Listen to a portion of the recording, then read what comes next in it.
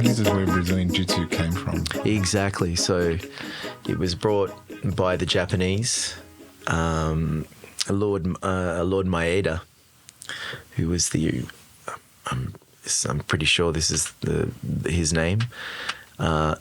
He brought jiu-jitsu to Brazil, and then he met the Gracies and began to teach Carlos and Helio. Well, Carlos particularly. And then Carlos obviously taught his son, Carlos Gracie Jr., and then Carlos passed it on to my teacher when he went over to Brazil so many times. When I lived over in Brazil for 6 months, I met so many people that knew my teacher. Everywhere I went in Rio, they'd ask me, "Oh, where are you from?" "Oh, I'm from Australia." "Oh, who's your teacher?" "Peter Devine." "Oh, I know Pete." Mm-hmm. Everyone knew Pete over there. Mm-hmm. I couldn't believe it. Mm. So it made sense though. He'd gone over so many times. He'd spent so much time over there. Mm. And he was... he saw into the future, and he knew if he set up a gym in Australia, that he would, people would start to realise what this is all about. Because that's very interesting, because at that time, capoeira actually was a bit of a fad. From Brazil? From Brazil. I remember in 98 I started training capoeira, and... for me, I just couldn't get into the environment that it was being set up in, and extremely competitive, extremely egoic. Yeah, I loved it. I loved it because it had this music and there was this martial arts. It wasn't quite fighting, but it was so flowy and acrobatic. It was like a fusion. Yeah, I was like, this is it. I Jiu-jitsu just didn't come on my radar. Yeah, it wasn't on many people's radars back then. I mean, I think the UFC was just starting.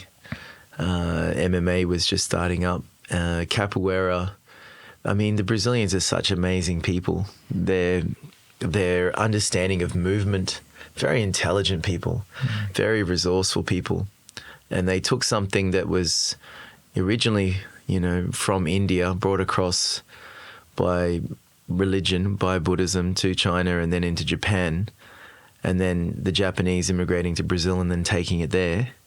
They took something that the Japanese had kept very pure and contained for so long, and then they turned it into, they augmented it in a way that no other culture could have done, with their physicality, with their intelligence, with their drive. They're very,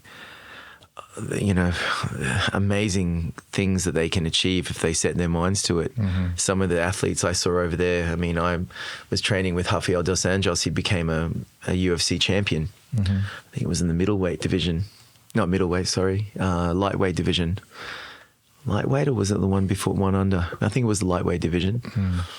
Mm. I saw him start his MMA career over there. He came from the slums. Mm. He had no money. He had nothing.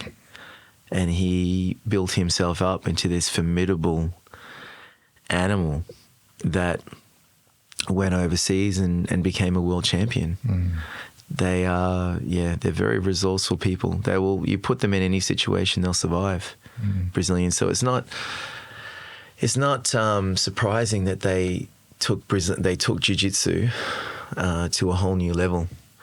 And now you see the Brazilians, they're dominating the Japanese and everyone else in their own art. Mm-hmm. So, but capoeira